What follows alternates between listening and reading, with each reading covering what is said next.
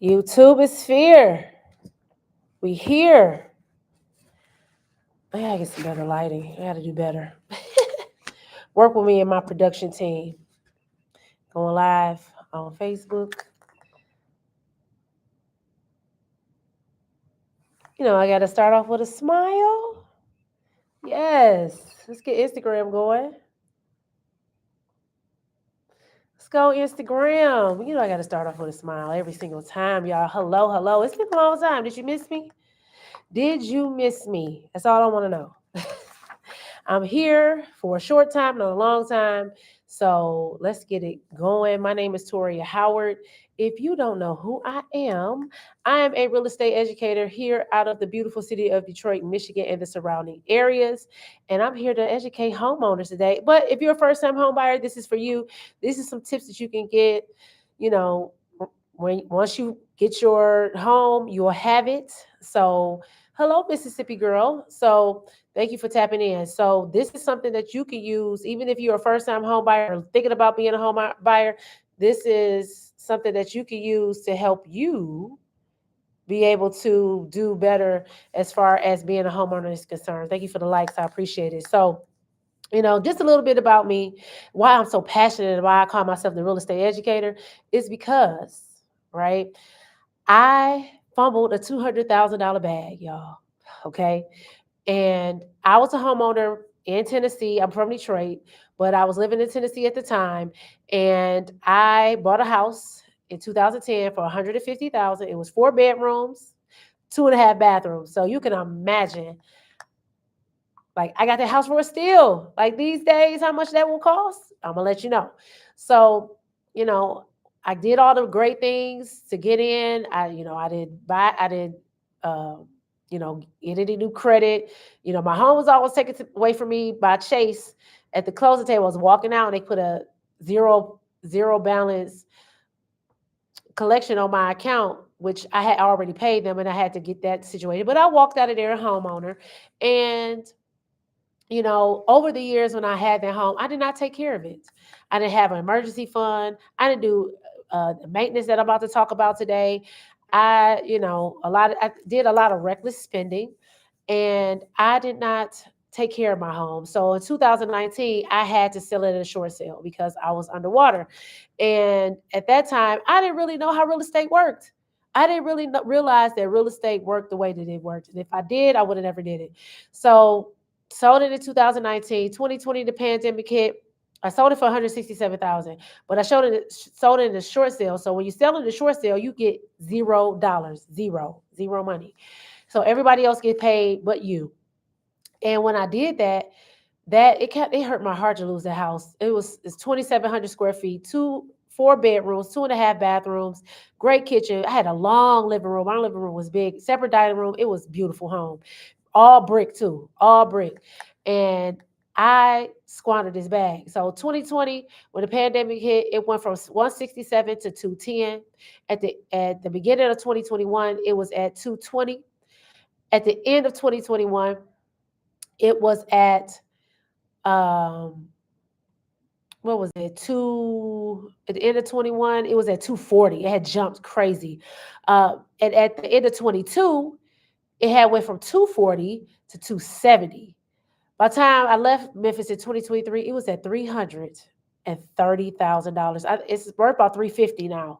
So could you imagine me keeping that house and I bought it for 150,000 and I would have sold it? I would have came home with a $200,000 bag. I would have been up. But I didn't realize how real estate works. So this is why I'm passionate about this work, because I don't want you to squander a $200,000 bag like I did.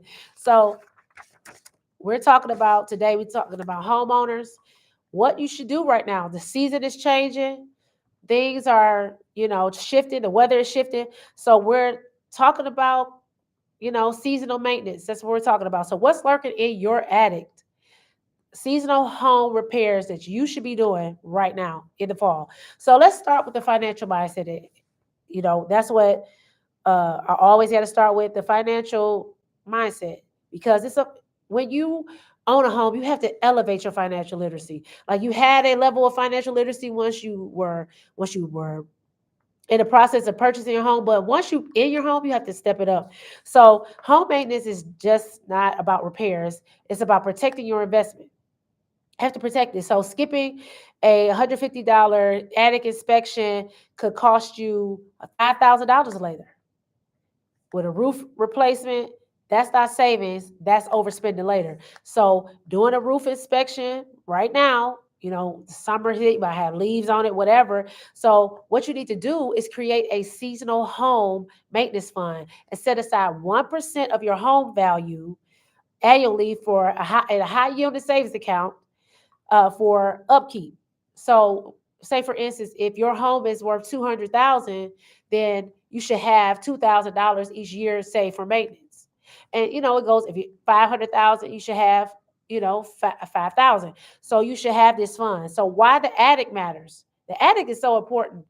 A lot of people don't use their attic. They might use it as storage. You might can't get up there. It might just be for something that you use. It's like a real small space, but you need to have that roof, attic inspected. So the attic is one of the most overlooked spaces but affects your entire home's health and energy efficiency. So for example, if your insulation shifts, any rodents get up there and are nesting, you need to know your heating bill can increase by 15 to 20%. So if you're not looking to look at that roof, going into the attic, looking at your roof, because they little critters get in there. We had in our house, we had little field mice that got in ours, and we only used our attic for storage. Now it was big enough for us to, make it an extra space, but we had our HVAC system up there. It was just huge because we had two systems since it was a two-story house. But check for signs of leaks, pests, or installation gaps every fall and spring. That's what you need to be doing right now. So the third thing is mold and moisture, the hidden threat. A lot of people don't, look for these things, but poor attic ventilation traps moisture, leading to mold that can damage both the home and your health. You do not want to accumulate any mold in your house. It can be so detrimental to your health. So you need to be making sure that your roof is not leaking, because a lot of times we don't look at the roof, especially if you're in climates that rain a lot. Here, we haven't got a lot of rain this year, but we're about to get some snow. So when you get some snow and it's laying on that roof, and our snow load is 50 for average is 50 in Michigan, our snow load. So making sure that you are uh, getting that situated and knowing that you need to check that roof, because when that snow gets to sitting on there, then it melts and it accumulates and it melts and accumulates. You might have some leaks in there, and it could get in your get in there and build a mold, and you don't want that. So one of my clients ignored this. It was a small water stain on the ceiling. It turned into a $3,000 mold remediation. You do not want that. Mold removal is so expensive. I remember when I had a stain on my ceiling, but my HVAC was leaking. So that's another thing. We never went up to the attic to check it. It was accumulated water, and we didn't really go up there. It was just for storage. We had Christmas stuff up there, nothing much. So we had these stains in the ceiling, and we didn't even realize it because the HVAC system was overflowing. So those are some other things. So action steps when you're talking about this: use a flashlight to look for dark spots or condensation. If you see them, call a home inspector or a contractor right away. So if you see any discoloration up in your attic area, it could be mold. So you definitely want to combat that. So emergency efficiency equals money saved. So a well-maintained attic lowers heating and cooling costs. You had to make sure the attic is sufficient. You had to make sure the insulation is in there. There's no rodents in there. There's no leaks in there. So proper installation and air sealing can save up to $200 a year on your energy bill. So you want those savings, and you have to make sure that you are making that installation has not shifted, because like I said, critters get in there, rodents get in there, bugs, all types of stuff, and make it shifted because they're coming in and out. So you need to make sure that you are taking heed to that. So ask your utility company about free and discounted energy audits. They often do it with your attic check. So if you get your attic checked and everything checks out, you can call your energy company and get a discount for that.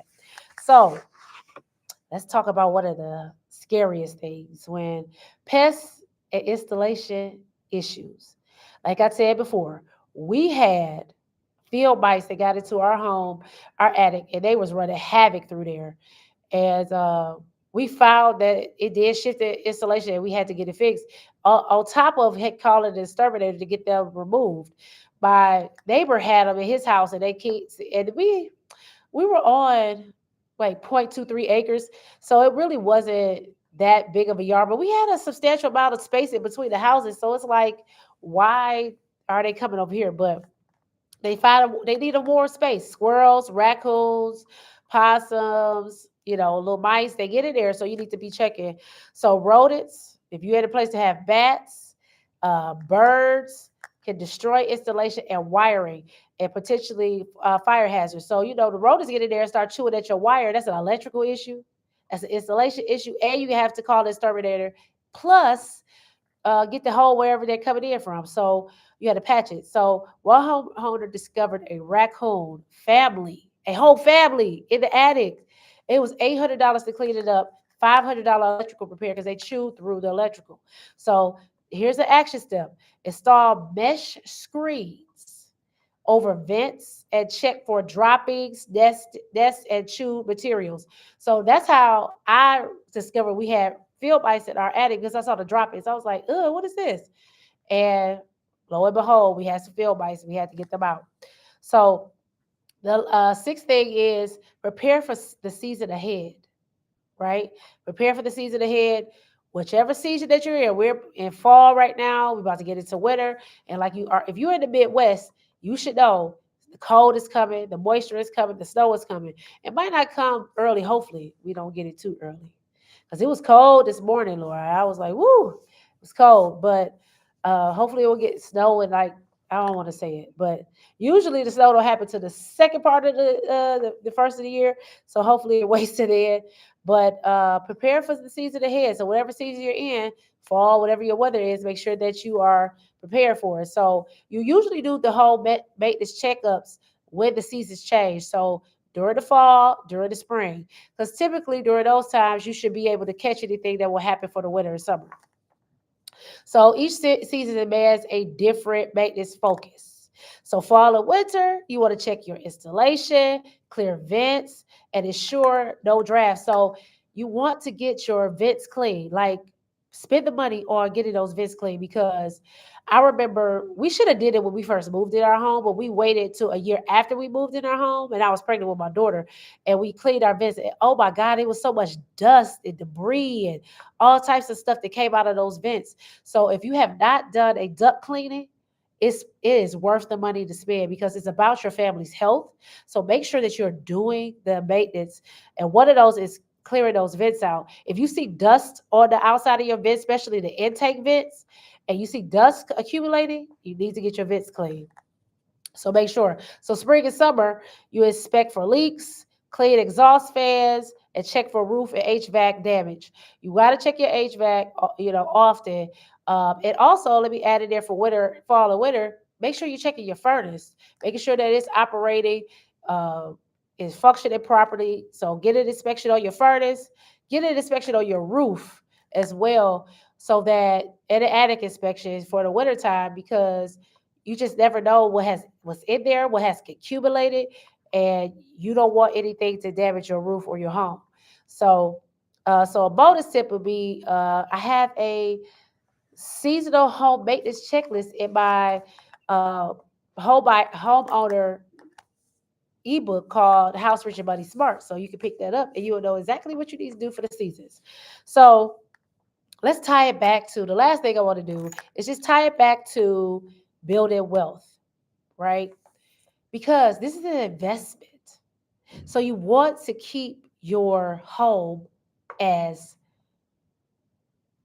clean as possible, repair free as possible. So you want to make sure you're doing this maintenance. So preventative maintenance increases, hey Kev, home value, equity, and appraisal scores. So when you're constantly updating and removing and checking, especially gutters, uh, If you have pine needles and leaves and trees in your yard, make sure that your gutters are clean, because if they're not, then that moisture can seep into your roof. And if it seeps into your roof, it could also seep into your walls of your home, and then it's causing foundation issues. You don't want that. Could cause a roof issue. So if you have trees, I just learned this too. If you have trees hanging over your home, hey Ribby, if you have trees hanging over your home, like big trees hanging over your roof, and it's not getting the proper air to breathe. I just went through a home inspection with one of my clients. She has to cut some trees back. If you have a home and you have trees hanging over your roof, either it's your garage, either it's your home, you need to trim those back. I didn't talk about trimming trees. So if you have a lot of trees in your yard, thank you. So if you have a lot of trees in your yard, then you have to make sure that you trimming those back so your roof can breathe, right? You want your roof to breathe. You want some things to be able to it, because if your roof doesn't get the proper, if it doesn't dry, it can mess up your shingles. It mess up your shingles, you're gonna have to get a new roof. And if you don't notice it, then it can seep down into your walls, cause foundation issues, cause browning and staining, could cause mold if you're not looking out for your attic. Uh, no, you should avoid homes with gutters. You just have to clean them. Now, with gutters, you need to make, they have gutters where you could get them covered. So they have gutters where you could it still have a flow where it flow the water out away from your house, but you can get coverings for them. So you look into that. Uh, you know, it just all depends on how much moisture and rain and snow and things. We get a lot of snow here in Michigan uh, during the latter parts of the year. I should say the first part of the year. So and we haven't got a lot of rain this year, but if your gutters are not clean, you could run the risk of, you know, that water seeping into your home, which could cause mold. Because a lot of people don't check their attic space. That'd be the problem. Like a lot of people don't check. I didn't check our attic space, and I used to go up there periodically, get the Christmas tree down, do all that stuff.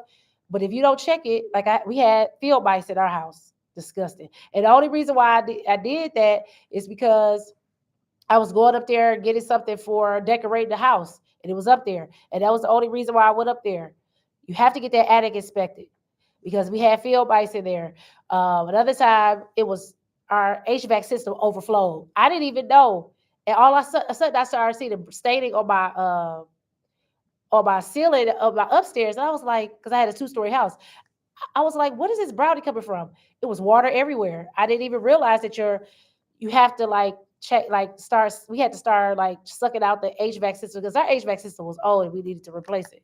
So you have to check these things. So uh, yeah, California, it is very rainy. So you, especially depending on where you are, you need to make sure that you are have that proper maintenance. But like I was saying, I didn't think about trimming the trees back, but you need to make sure. And if you have huge trees like next to your house, and you get a lot of wind, a lot of snow and stuff, those branches can fall on your house and damage your house. Fall on your garage, can damage your garage. So you want to make sure that you're not having that issue. And if a snow comes, heavy snow comes, and especially if the tree is old, a lot of people are not diagnosing their trees. The trees are old and it's dying. So the branches are going to start to sag, and then once it hits your house, it can do roof damage. Damage your windows. So you need to be making sure if you have a dead tree, cut that down like now, especially in this time of year when if you get a lot of rain, a lot of snow like we do. So uh, just do the preventative maintenance. So maintain, like for the winter, just making sure that you're checking your insulation, checking your roof, checking your attic spaces, cleaning your ducts because you're gonna be running your heat a lot. I'm not sure in California if y'all run your heat a lot, probably, but here in Michigan, we run it. I know Ruby's in Houston, probably out here in Austin, but probably not as much as we do because I had the heat on today, child. Um, but you need to make sure your ducts are clean because if it's pushing that dust out there, you need to make sure that you are not damaging your home, damaging your home, your ducts, and also your family with that. So preventive maintenance is key. So you're talking about increasing home value, equity, and appraisal score. So once you do these updates to your home, new gutters, new roof, cut down trees, updating installation. You need to tell your mortgage company because that can give you more equity and also increase your appraisal if you're trying to sell.